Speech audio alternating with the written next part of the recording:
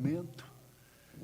E quando eu disse na mensagem que o noivo era o esteio do casamento, ele desmaiou. Foi ao chão, bateu cabeça, os ossos do corpo inteiro chacoalharam, e o pai veio para recolhê-lo, saiu, e eu pedi à igreja que cantasse o hino. No momento até pensei, vamos cantar Erguei-vos Cristãos, mas ninguém riu, até que Dona Elizabeth fosse cantar no trio, e ela viu o pai enfiando uma cadeira atrás, e ele recusando com as pernas. Ela caiu na risada, e todo mundo liberou. Eu espero que com essa historinha vocês riam e passemos por essa. Mas eu estava para falar sobre graça até. O texto diz, agora, pois, permanecem a fé, a esperança e o amor, estes três, porém o maior deles é o amor. E vocês têm aí um desenho no lugar do esboço, onde seria anotado o esboço, um desenho que mais ou menos eu vou seguir. Minha irmã era jovem, e pela primeira vez papai permitiu que ela fosse no jardim, cidade do interior, no jardim, na praça principal. Os homens andam numa direção, as mulheres na outra, e ao flerte, depois o convite para sair, e ali é que tudo acontece.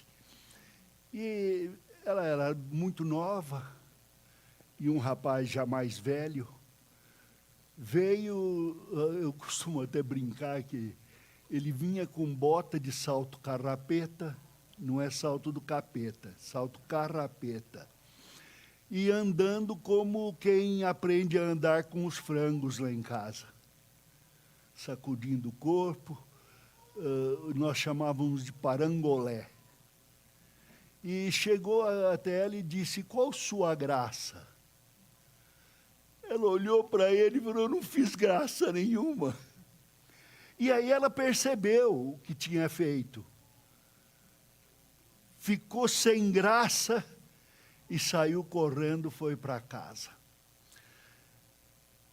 Se eu perguntasse o que é graça, as respostas viriam como dessas crianças. Onde fica Santa Catarina? Lá para o sul.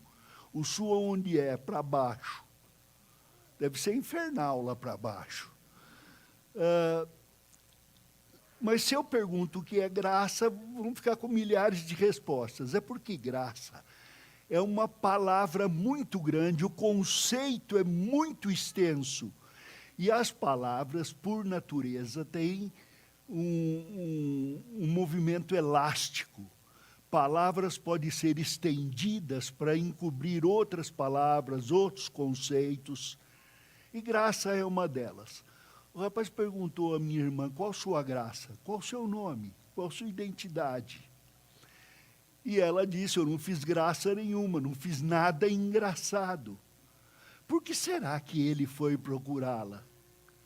Porque ela era graciosa, cheia de graça, era bela. Então, graça tem essa característica, mas quando se fala da graça de Deus, as características são mais fortes. Deus é gracioso. O que quer dizer isto? Só que Deus é misericordioso, que Ele é bom, que Ele é amor. Não, graça tem uma extensão muito maior. Além do aspecto de graça de Deus ser infinda, infinita, eterna, alcança todos os lugares, confere a Deus tudo o que Ele é e ao que Ele faz, todo-poderoso, todo onisciente, é o tudo de Deus. E, num certo sentido, é um movimento dentro da própria Trindade, em que o Deus Pai se coloca em movimento com o Deus Filho, Deus Pai e Deus Filho se colocam num movimento quanto ao Espírito. O Filho é eternamente tirado do Pai, o Espírito procede do Pai e do Filho. Este movimento todo, nós o experimentamos porque Deus nos criou para sermos à sua imagem, tendo esses movimentos. Em primeiro lugar, é um movimento para algo que nós não conhecemos, que não podemos abranger, sabemos um pouco porque Deus nos revelou. É um movimento na direção do próximo, a fim de conferir a própria natureza de Deus. É isso que Pedro diz, que somos criados por Deus para sermos resgatados, regenerados e para participarmos da natureza de Deus. Nesse sentido, a graça tem um aspecto moral. Os valores da graça têm um aspecto que é moral. Certo, errado. Quando Deus criou Adão e Eva, colocou no Éden, Deus disse, esta é uma árvore do conhecimento do bem e do mal. Tem um aspecto moral e ético. Então tem esse aspecto de fé, aspecto pístico, um aspecto que é acima de nós mesmos. Tem um aspecto que Deus concede, que é a sua lei. No Éden ele deu alguns direcionamentos. Tem um aspecto jurídico, ou judicial, não sei, mas um aspecto em que o homem tem regras, tem leis, e mesmo aquele que diz que não segue nenhuma regra, nenhuma lei, já seguiu duas. Então, é impossível. O homem anda pela rua e atravessa portas, ele não vara por paredes.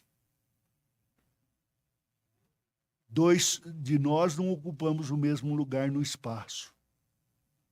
Então, há regras a serem seguidas.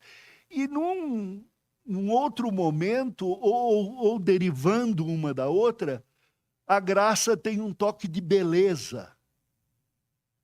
Atinge o estético. Por isso que Deus fez a mulher. Primeiro fez o homem a machado. Bateu, saiu isso daí. Depois ele fez a beleza, para que homem e mulher experimentassem a beleza da vida. É mais ou menos por aí. Tem homem bonito. Ainda não vi não, mas deve ter. Essa graça de Deus, eu quero que imaginem como a manifestação do movimento de Deus ao criar o homem e o desejo de Deus, a vontade de Deus que os homens manifestem graça. Vou tentar colocar de uma maneira prática aqui.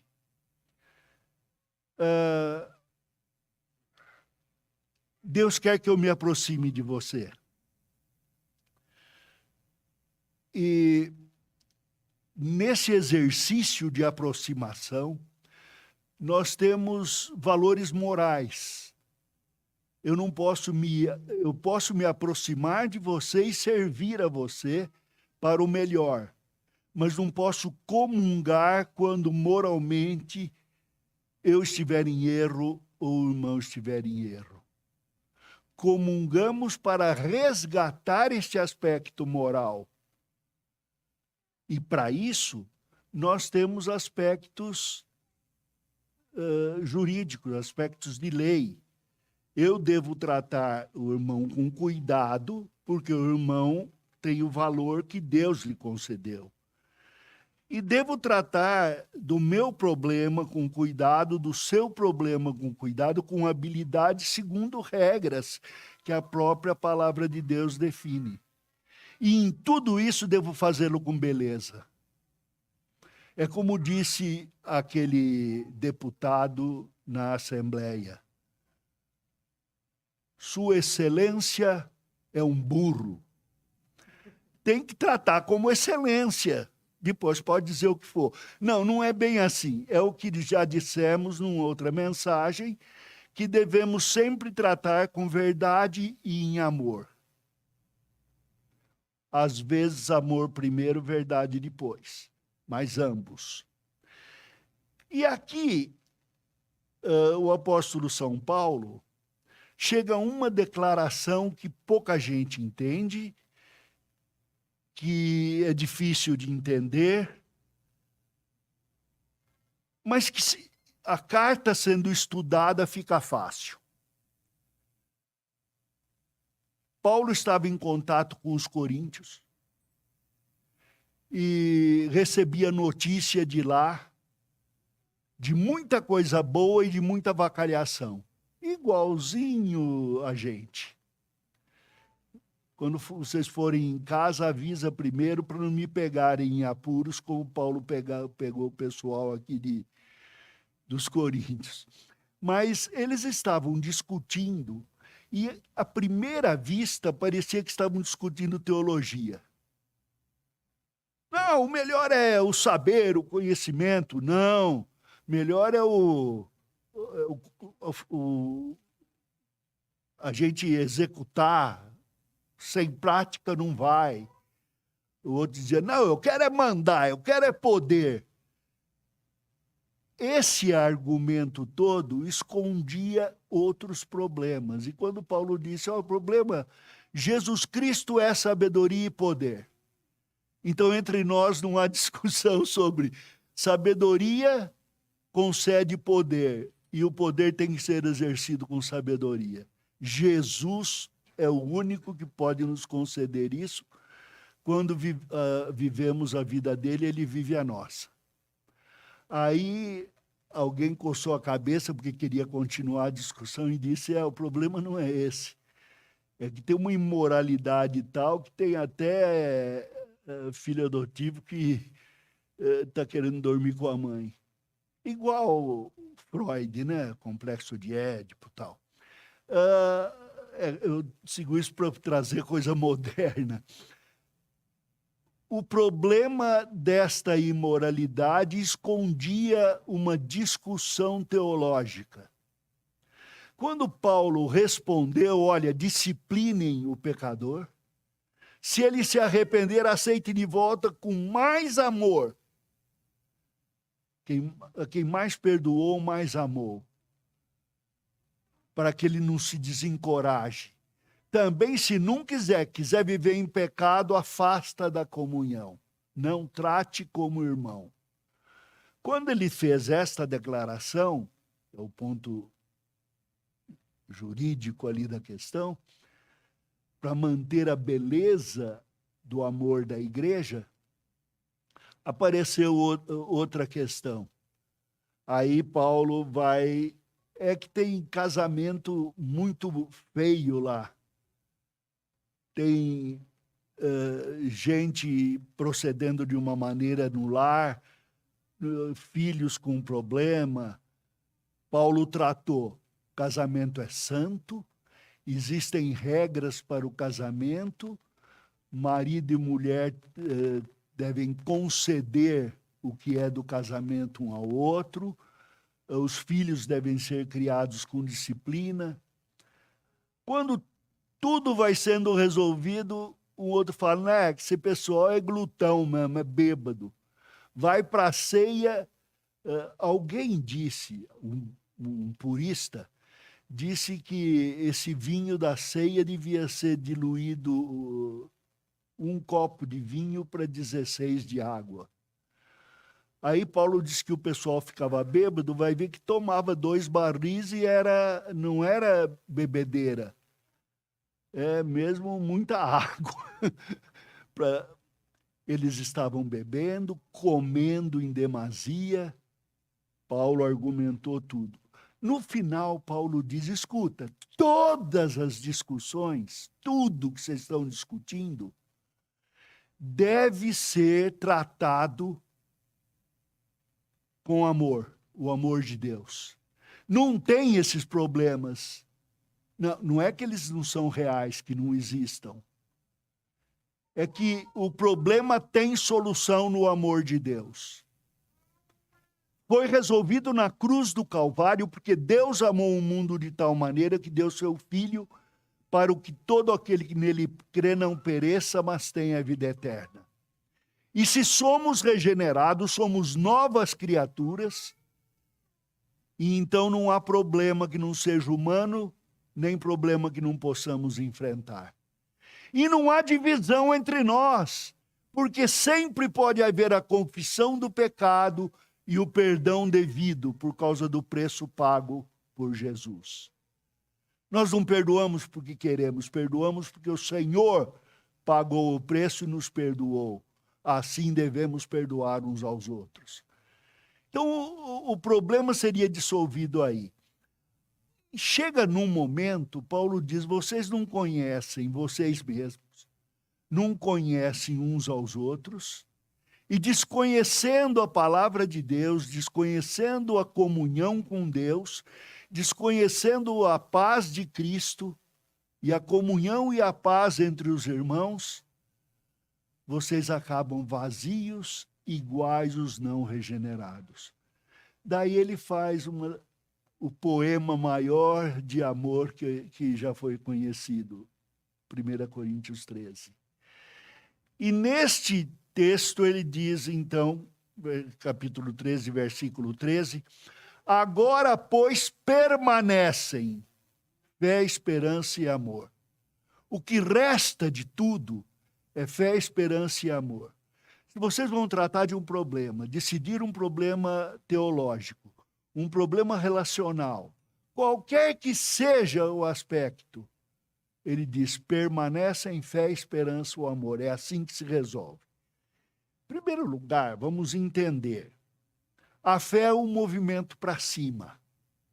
Eu coloquei aí um movimento para cima em busca de uma habitação.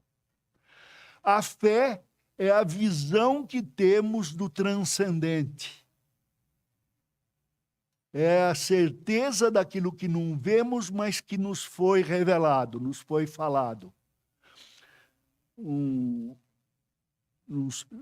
Novamente, ilustração de sítio, né? Lá no sítio vizinho, o rapaz estava arando e o risco do arado, sabe que o boi puxa? Tem um que era puxado pela esposa do arador, mas no outro era boi. E era uma linha reta, bonita.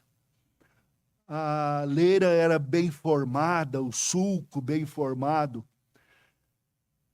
No outro lado da cerca, parecia jogo de dominó. O boi fazia que ia, mas não ia, voltava. No fim, era um traço aí de bicho geográfico. Aí o arador perguntou, escuta, como é que você faz para fazer linha reta? Ele falou, tá vendo aquela árvore lá na montanha? Eu boto o olho nela, seguro no arado e não olho para trás. A linha sai reta. O cara falou, vou fazer isso. Mirou um objeto lá no alto da montanha, segurou no arado e foi, saiu pior do que antes. Era mais volta do que rio em região de Planalto. Aí o cara falou, não deu certo. Mas no que você mirou? Naquele boi pastando lá em cima. Então, nós temos de mirar os nossos olhos firmemente, como dizem Hebreus, para o autor da nossa fé. Olhar o infinito. É assim que fazemos medições mais certas. marcamos uma estrela no infinito, a mais distante que for. Podemos fazer triangulações exatas aqui na Terra. Então, nós, com a nossa fé, olhamos o infinito, olhamos a graça revelada, a palavra de Deus. E assim temos uma visão da nossa identidade. Fomos criados por Deus à sua imagem e semelhança, e meu nome é Vadislau. Deus permitiu aos homens que desse nome às coisas. Eu tenho a impressão que um dia Adão e Eva ficaram sentados em cima de um cupinzeiro que tinha lá, olhando, e passou um bichinho assim, meio daqueles que fica dançando samba. A Eva falou, isso daí parece uma minhoca. Isso, vai chamar minhoca. Aí apareceu um cabeludo lá e fez uau, e apareceu escrito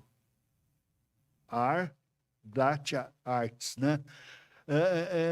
Ele falou, é o leão da Metro, então vai chamar leão. E aí pôs o nome em todos os animais. Adão se chamava homem, Eva se chamava mulher. Ô homem, ô mulher. Aí, como ficava aparecendo briga, ô homem, ô mulher, aí passou a ser nome próprio, Adão, Eva. E nós recebemos nossos nomes. Nossos nomes nos identificam. Eu, por exemplo, sou Vadislau, de triste figura pelo nome, mas sou de Martins e de Gomes, da mamãe e do papai. Gostaria de ser como Dom Pedro, com 23 nomes próprios. E aí eu daria um para cada um de vocês. Minha identidade está em Deus. O homem cuja identidade não está no infinito acaba rodando neste mundo, dizendo que ele procede do macaco. Existe até o doutor Bactéria, aquele que ouve entenda. Os homens se referem a si mesmos pelo que são, uns escrevem em biografia suas próprias podridões, outros se exaltam, uns escrevem as suas amarguras, outros as suas benesses, mas nós nos identificamos de alguma maneira. A Bíblia diz que alguns, no extremo do pecado, chegam a recusar quem são. Homens e mulheres abandonam sua identidade sexual para adotar outra, porque detestam o que Deus fez. Isso como resultado do pecado, diz Romanos.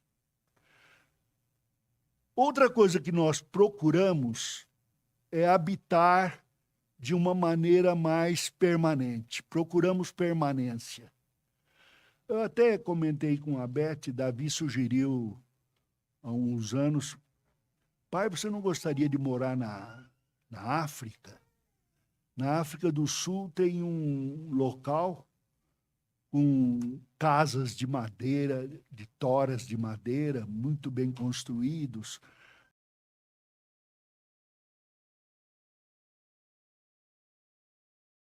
E daqui ninguém me tira. É a última vez que nós mudamos, por causa do desejo de permanência. Tem gente que quer tanto permanecer que, se não consegue, quando morre, manda pôr uma placa, Rua Doutor Fulano de Tal.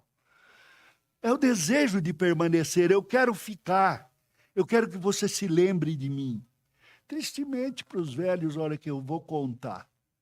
Você vai ser chorado no primeiro ano, no segundo vai ser uma fotografia em cima da cômoda, no terceiro ano a fotografia vai ser guardada, e daí você vai virar avoengo em genealogias. Mas o cristão tem a permanência da vida eterna, tem a promessa de uma cidade celestial, de um novo mundo. Este não morre, mas tem a vida eterna. E também nós procuramos ser revestidos de valor. Os valores mudaram. Hoje, o ladrão está defendido pelo Supremo e o homem de bem está preso. O homem que denuncia o pecado está preso. Estamos numa mudança. Eu vi uma afirmativa, quem era? O que fez uma afirmativa última era um general, fez uma defesa da moral e disse que não podiam mudar o que estava na Constituição. E por quê? Por vários motivos, entre eles, uma juíza determinou que os pais não têm poder sobre os filhos. E o pátrio poder? Vamos na justiça. Tem um advogado aqui que pode ajudar a gente a processar? Não adianta. Próximo juiz desmancha a coisa e lá no Supremo já está desmanchado. Então, nós estamos num mundo que não tem identidade, não tem permanência e não tem valor. Mas nós temos os valores do Senhor Jesus Cristo, da sua santidade, devem estar em nós. Então, fé, ela vai para o alto e busca um lugar de estabilidade, uma habitação. É a crença que temos. Agora, cuidado, cristãos, porque a crença de muitos cristãos está errada. Sabe aquela história, por uma graça recebida? Tinha uma senhora numa igreja que pastoreei há muito tempo atrás, que queria publicar no jornal uma oração por graça recebida. E ela dizia que, repetida 9 vezes, dava resultado. Não é isso que estamos tratando de fé. Fé são as doutrinas que a palavra de Deus ensina. Isso é repetido. Paulo falou em 2 Timóteo, para Timóteo ter cuidado dele mesmo e da doutrina. Doutrinas são as coisas ensinadas. Aprender a palavra de Deus como ensinamento para seguir os seus valores morais, éticos, seus valores de lei, seus valores de beleza, de santidade, de vida.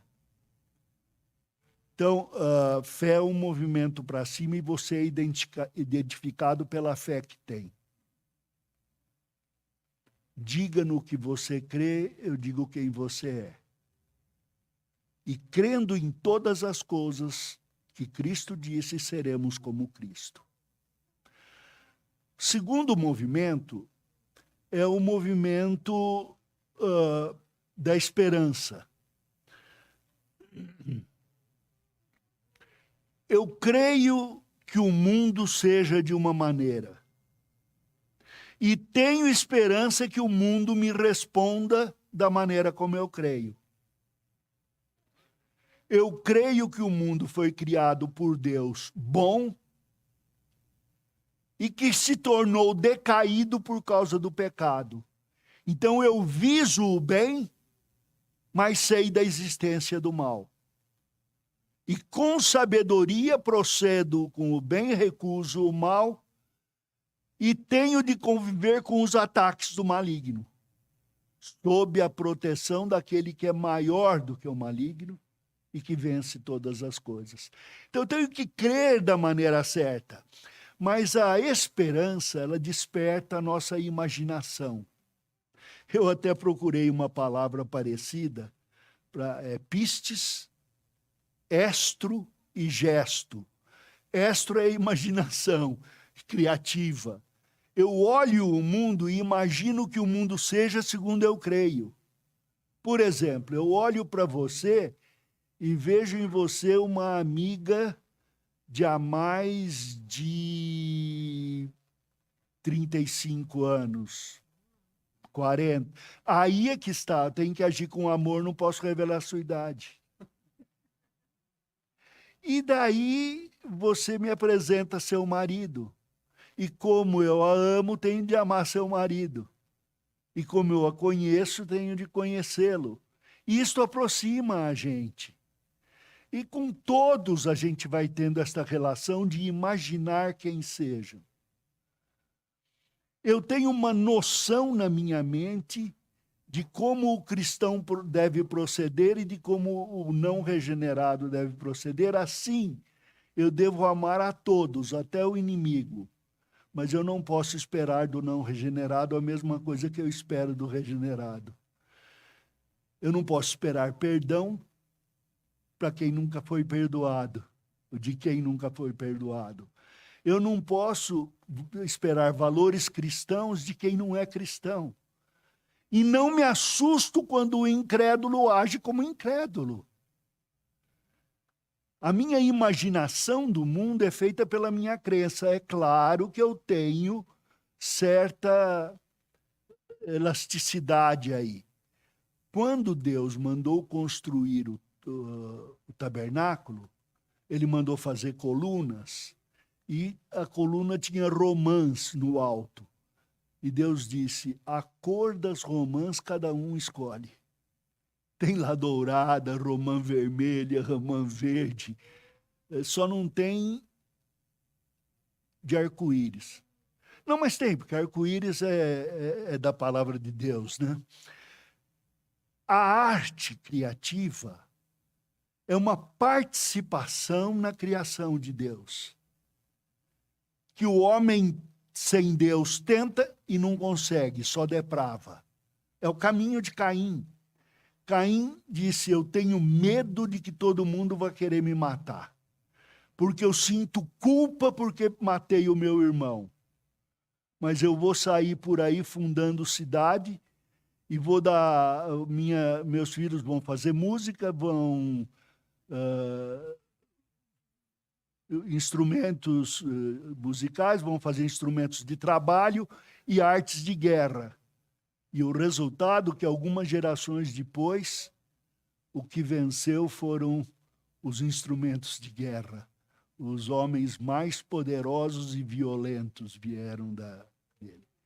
Então, Deus nos deu o dom de produzir beleza, e o regenerado pode fazer uma boa música, pintar um belo quadro, sem agredir a Deus e para bem da humanidade. Deu também aos incrédulos, pela graça comum, a capacidade de produzir isso. Nós vemos obras de arte de não crentes que refletem a realidade. Alguns vão dizer, mas às vezes o realismo é muito grande. Aparece aí um quadro com um boi desfacelado e tudo. É o retrato da guerra, é para mostrar que a guerra é ruim. Mas a beleza que Deus deu permanece. Mas eu sei que há a possibilidade de um mundo feio e de pecado, em que eu tenho de resistir. Eu imagino um mundo onde o reino de Deus exista e tenho de produzir neste mundo. Então, este é o aspecto da esperança. Eu espero, mas não espero romanticamente. É realismo com esperança. As coisas podem ser mudadas, o homem pode ser transformado e a beleza existe. Verdade e beleza existem. E, finalmente, a fé, a esperança e o amor. O amor tem um movimento para fora. Nós não vemos o amor só como sentimento. A Bíblia fala sobre o amor carnal. A mulher que convida o incauto e diz, vem, passemos a noite em amor. Está convidando para um adultério, para uma prostituição. Existe um amor natural. A fêmea do animal pela sua cria. Os homens e as mulheres com amor pelos seus filhos, mesmo que não sejam regenerados. Mas o crente tem uma visão do amor de Deus. Ele tem que educar seus filhos no caminho do Senhor. O marido tem de agir com a mulher, orientando-a para o caminho do Senhor. A mulher tem que receber essa direção e devolver a imagem, como Paulo diz, quando eu era menino, pensava como menino, vivia como menino. Quando eu cresci, deixei de ser menino. Hoje olhamos num espelho obscuro. Um dia veremos claramente, eu serei conhecido. E um homem é conhecido, uma mulher é conhecida pelas suas obras. O que alguém faz é produto da fé, é produto do que crê, e é produto da esperança, do que imagina. E aí ele tem, então, essa manifestação de amor. Olha, eu vou ser bem honesto, eu não tenho amor não, viu? Bem pensado, eu sou um egoísta. Tem uma música aí que uma menina compôs há muito tempo, que diz, sou pequena, como que é? Sou má, sou fraca, malvada, sou eu. Ela cantou como se fosse ela, mas errou, sou eu. Mas o amor de Cristo me constrange. E a maneira como que ele me amou, a ponto de dar a sua vida, me leva a amar o meu próximo a ponto de dar a minha vida. É assim que funciona. Então eu sou constrangido pelo amor. Você não acha que devia ser espontâneo? Espontâneo em mim é o pecado. Eu vou mostrar o que é espontâneo. Quando eu e você pomos a mão numa chapa quente, qual mão que você tira primeiro? Claro, você não é bobo. E esse sou eu. Mas eu penso duas vezes, penso na palavra de Deus e deixo a minha mão no fogo para tirar a sua. Sou obrigado. Mas é aí que eu cresço. É aí que o gesto toma forma. É aí que eu alcanço a perfeição. Um dia eu serei como Deus imagina que eu deveria ser. E é esta a ideia. Por que ele não me transforma já assim? Porque ele quer que eu tenha toda a experiência de caminhar o tempo todo na linha reta, segurando firme no arado, tendo meus olhos colocados no infinito. Então, a fé é o movimento para cima, para a crença, para habitar em um Deus e Deus habitar em nós, é provocado pela graça de Deus. A esperança tem um movimento para dentro, ela imagina e interpreta o mundo.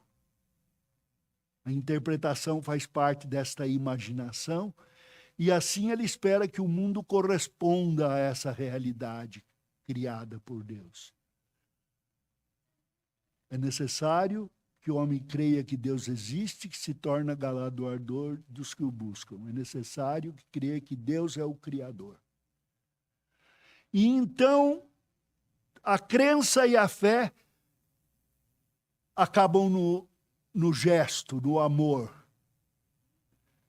E o amor é maior, como diz o texto, porque Deus é amor. A fé, a sua graça produz em mim. A esperança, sua graça produz em mim. Mas o amor é a presença e habitação de Cristo. Então, com fé, esperança e amor, eu produzo a visão do que eu sou, do que o outro é e do que devemos fazer. Deus os abençoe.